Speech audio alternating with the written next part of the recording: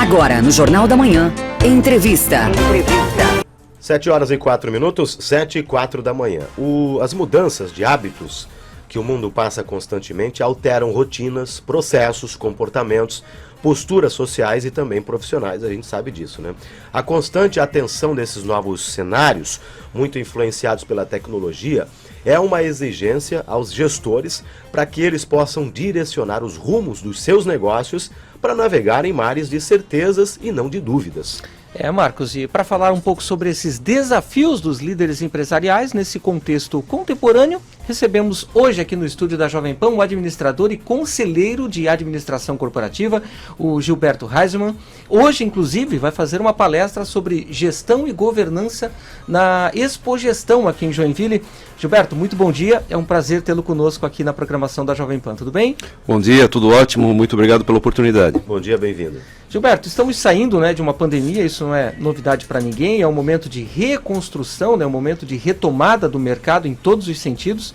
E que atenção que o gestor, que o CEO, deve ter nesse momento atual para fazer com que os seus negócios estejam aí bem sintonizados com as demandas do mercado que muda, rapidamente. Uhum. Eu diria que uma atenção especial e intensificada com as pessoas. A pandemia trouxe uma fragilização, novos hábitos de trabalho, o home office instituiu de forma forçada. Agora as pessoas estão voltando ao ambiente de trabalho e não dá para fazer de conta que nada aconteceu. Então você precisa uma atenção redobrada com sua equipe e acomodar as diferentes situações que os indivíduos têm. O tema da sua palestra, inclusive, Gilberto, é gestão e governança enfim, e a gente sabe que tem a governança tributária, a governança corporativa, e até para o ouvinte entender um pouquinho, queria que o senhor trouxesse um panorama sobre a tendência que nós temos atualmente, porque ontem uma das palestras que eu até acompanhava lá na Expo Gestão é o seguinte: cada vez mais as empresas estão precisando de conselheiros, cada vez mais gestão e governança precisam ser aprimorados. Qual é essa realidade de gestão, de governança para a sobrevivência de qualquer negócio hoje na atualidade, nesse quase finalzinho de pandemia? Uhum. Eu acho que o que você se refere está muito ligado ao primeiro nível da organização. Então as empresas têm uma posição societária, têm os donos do negócio, e eles se preocupam com a sustentabilidade do negócio. Eles se preocupam de forma muito correta em ter as pessoas certas, com os papéis bem definidos, uma dinâmica de tomada de decisão. E onde é que entra o conselho nisso tudo, O conselho é aquele órgão que está acima do presidente da empresa, a quem o presidente se reporta, e faz essa ponte entre os sócios, entre os acionistas de uma empresa e a gestão executiva dela. Então, cabe ao conselho alguns papéis muito importantes: escolher o CEO, aprovar a estratégia e ter certeza que essa estratégia está alinhada com os interesses dos sócios, dos acionistas da empresa. São alguns papéis chaves que visam o crescimento da organização e a sustentabilidade dela no longo prazo. Gilberto, nós falamos com um especialista em gestão de dados, que é o Eduardo Urska, e nesse momento agora então a gente vai ouvir a fala dele sobre a importância das empresas de saberem usar essas informações coletadas para direcionar suas ações de gestão. Estudos recentes mostram que, mundialmente falando, das centenas de bilhões ou trilhões de dólares que são investidos em dados e analytics, aproximadamente 8% das iniciativas geram algum retorno do investimento.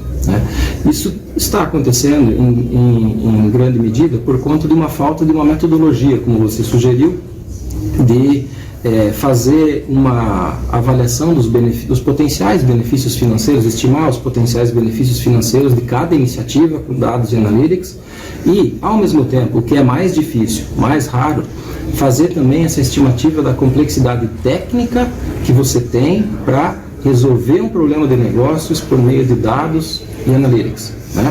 Então, isso tem feito com que muitos dos esforços, muitos dos investimentos feitos nessa área, infelizmente, ainda são desperdiçados. Pois é, em cima dessa fala do Eduardo Urska, eu gostaria que o senhor comentasse, né, um pouquinho sobre esse desafio do gestor em criar um ambiente, né, para refinar aí as grandes quantidades de dados que giram na órbita de um mercado e também saber colher um pouquinho da informação precisa para o seu negócio. Eu acho que é importante, né, a gente falar sobre isso também.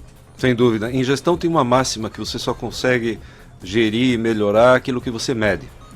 E o que o Eduardo chama a atenção aqui é uma quantidade imensa de dados e de informações. Nós nunca tivemos tanta informação disponível e disponível de forma muito rápida.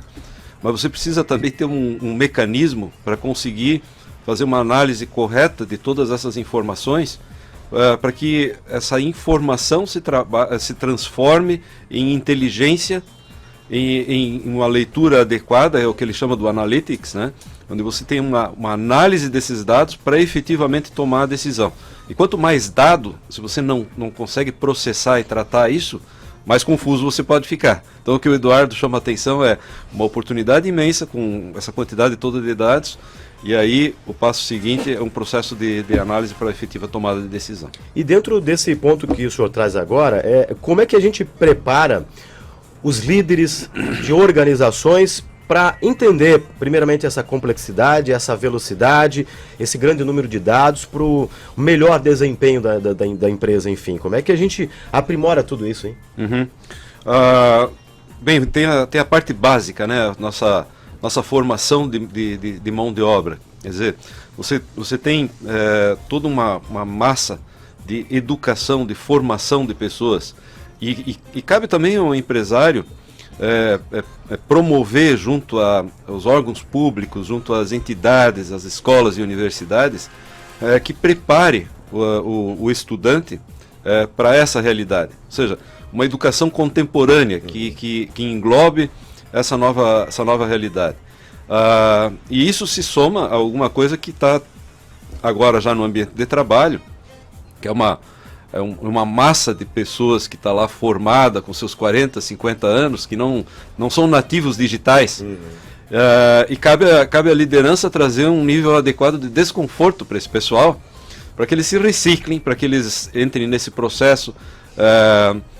Hoje já é inconcebível, né? Pessoas que estão no ambiente corporativo, por exemplo, eu não tenho celular, eu não tenho computador. Então, é muito mais do que isso, né? É o celular, é o computador como uma ferramenta intensa de trabalho para poder fazer frente exatamente ao que o Eduardo mencionou, fazer o melhor uso possível dessa imensidão de dados que estão aí à nossa disposição. Gilberto, e numa análise mais macro, né, e também pela experiência que o senhor tem como administrador, como é que o senhor avalia o Brasil no cenário corporativo de gestão? A gente tem essa potencialidade ainda mais para ser explorada, ou a gente já está num processo de maturidade também de inovação e que já está dando resultados esperados? O executivo brasileiro ele é reconhecido globalmente como uma pessoa versátil. Nós já tivemos um período de hiperinflação no Brasil, e alguns executivos um pouco mais sêniores, eles passaram por isso, eles tiveram que conviver com essa situação. Nós tivemos um presidente que achou que seria uma boa ideia confiscar todo o dinheiro disponível. E os executivos e os empresários tiveram que viver e lidar com essa situação. Então o mundo hoje passa por um processo inflacionário e nisso o Brasil tem pós-graduação. Nós conhecemos muito disso e isso está junto na bagagem executiva essa capacidade criativa de com pouco fazer muito, essa flexibilidade. Então tem uma série de características aí que potencializam para o Brasil uma posição bastante favorável aí num ambiente tão desafiador como é esse global hoje.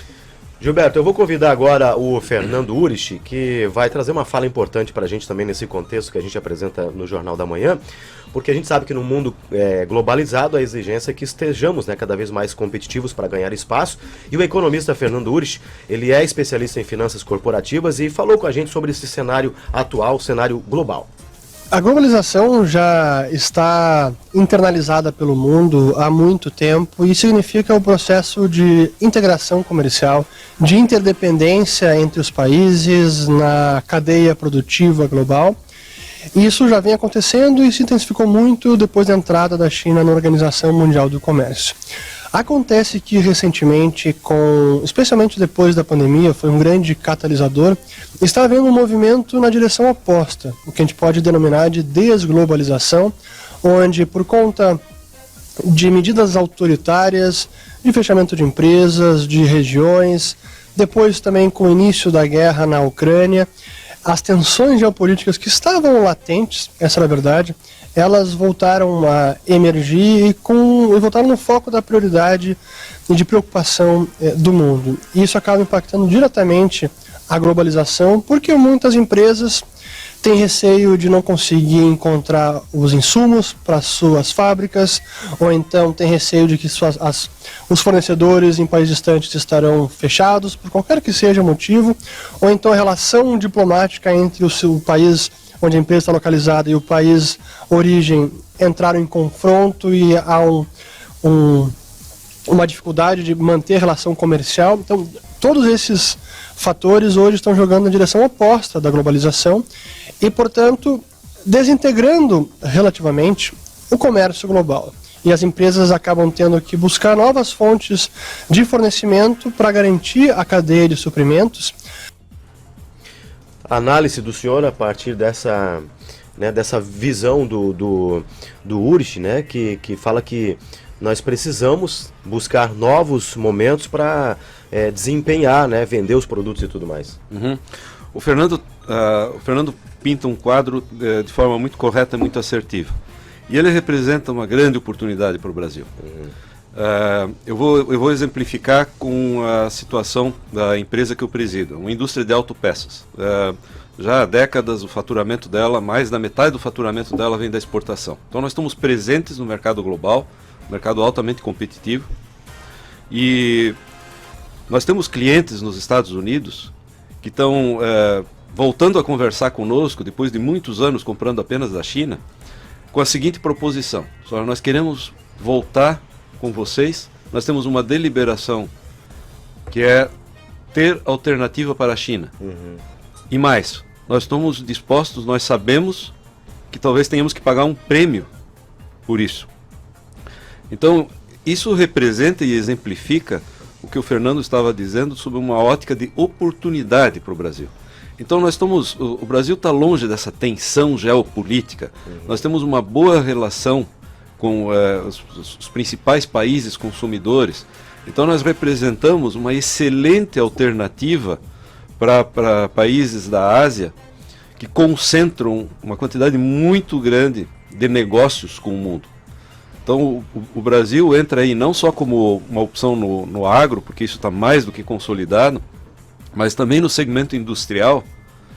Ele representa uma oportunidade e uma alternativa para os países asiáticos, em função de toda essa tensão e toda essa inimizade que existe aí hoje, né, entre os governos.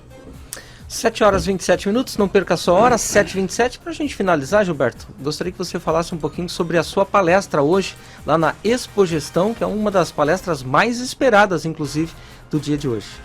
Ótimo. Nós vamos estar com a mediação do Lobão, que é um especialista em estratégia e gestão, autor de vários livros, traz um conhecimento, uma bagagem, uma experiência, junto com uma capacidade de comunicação extraordinária. Eu tenho o prazer de dividir como panelista com o Wilson Lirman, que é o presidente da Volvo, América Latina. E aí a gente vai tratar um pouco desse papel do CEO. Você sabe que quando eu comecei minha carreira, eu conversei com o presidente de uma empresa e eu tinha intimidade suficiente para fazer uma provocação para ele, né? Eu disse assim para ele, pô, deve ser tranquilo ser presidente da empresa, porque afinal de contas você tem toda essa equipe competente aqui com você delega. E ele disse assim para mim, Gilberto, essa parte é verdade, mas o duro é tratar as coisas que a gente não pode delegar.